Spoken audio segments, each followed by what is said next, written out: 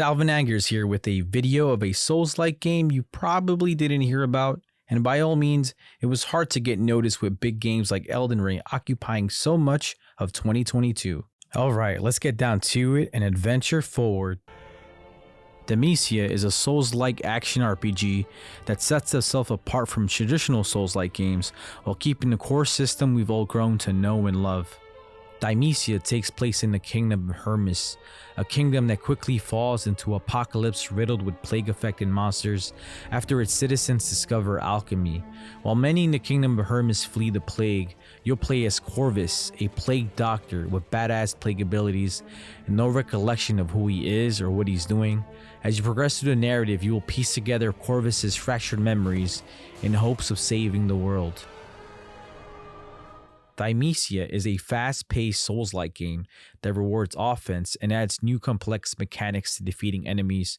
With no shortage of weapons to choose from and with over 20 plague weapons and talents, Thymesia makes it easy to play the way you want with a classless system that doesn't lock you into a specific playstyle. Now, there are two damage types that are very important to defeating enemies. Up first, we have saber attacks.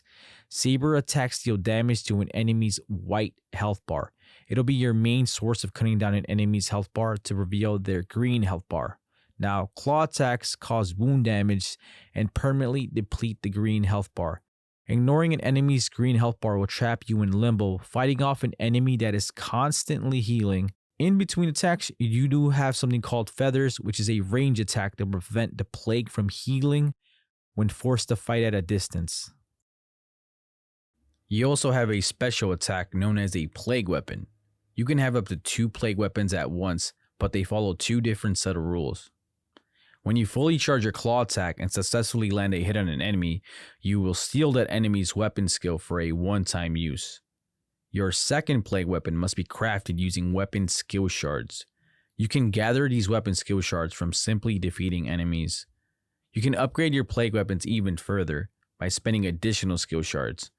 Upgrading your plague weapon can increase your damage output, decrease the plague energy required, and the cooldown period.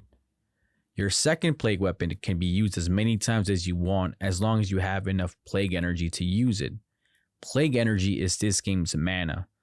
Another important note is that Thymesia doesn't have a stamina bar, so don't be afraid to attack or dodge as you please. If you want to defeat these boss baddies, you gotta get faster, stronger, better, harder. Like in all Dark Souls games, you want to collect some version of souls. In Thymesia, you'll earn memory shards and use them to level up Corvus. Upon death, your unused memory shards will stay behind and you'll have to go back to where you died to collect them again. Every time you level up, you'll gain attribute points, which can be applied in 3 categories: strength, vitality, and plague. Vitality, being straightforward, increases your health. Strength increases your damage output with saber attacks and wound attacks, while plague increases the damage you do with your claw attack and increases your plague energy bar. In addition to an attribute point, you'll earn a talent skill point when you level up. There are a total of 6 talent trees which you can toggle points in. You have saber, deflect, claw, dodge, feather, and strategist. Unlike attribute points, you're free to move talent points around as you see fit, even after you've placed them. You can access the leveling up system via beacons and in Philosopher's Hill. In the mission, you'll find these beacons spread across the map, as these beacons also serve as checkpoints. Resting at one respawns all enemies excluding mini-bosses. From here, you'll level up, craft weapons and potions, and customize your playstyle. Simply toggle traits on and off as you earn points. You can change your talents before a battle to best fit your needs. Your build can significantly change the way you do combat. Some traits completely change the way you attack and even dodge, while others offer passive abilities. You choose to be a deflecting god or be like me and simply spam the dodge button. Philosopher's Hill is a hub location. Corvus will come back here after recalling a memory. It's also where you'll encounter Asami for the very first time.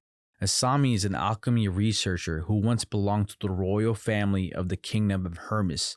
You'll come across her after collecting a core memory.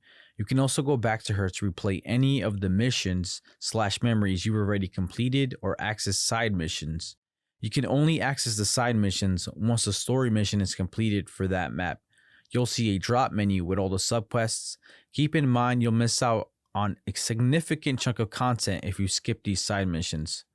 Plus, you'll enter areas and boss battles a lot sooner than most players, making it that much harder. Like in any Dark Souls game, it's better to go into a new area with more levels under your belt and more abilities at your disposal. Another very important note is that if you don't complete the side missions, then you'll never fight some of Thymesia's bosses or gain their plague weapons. Alright adventurers, as we come to the conclusion of our quest, let's break it down. Thymesia roughly takes 10 hours to complete the main story and up to 15 hours for you completionists out there. Now I've told you what the game has, but let's discuss what could have been better. The boss battles. While the majority of the boss battles were memorable, there were a few others that felt out of place and straight up just lazy. I personally love the awesome cinematic scenes they used to introduce the bosses to us. I just think that they should take every opportunity to make sure our bosses are also memorable through the combat. Secondly, while purely an aesthetic thing, it did quite feel bland for a minute, not being able to change Corvus's outfit, so much that I probably would have paid for it. While it's not necessary to have armor sets in the game, I think the options of having skins earned through in-game would have been pretty cool. Alright, that wraps up our quest. If you enjoyed our adventure, don't forget to like, comment, and subscribe, and please let me know what you think of the game in the comments below, and I'll see you next time, where no adventure is too great.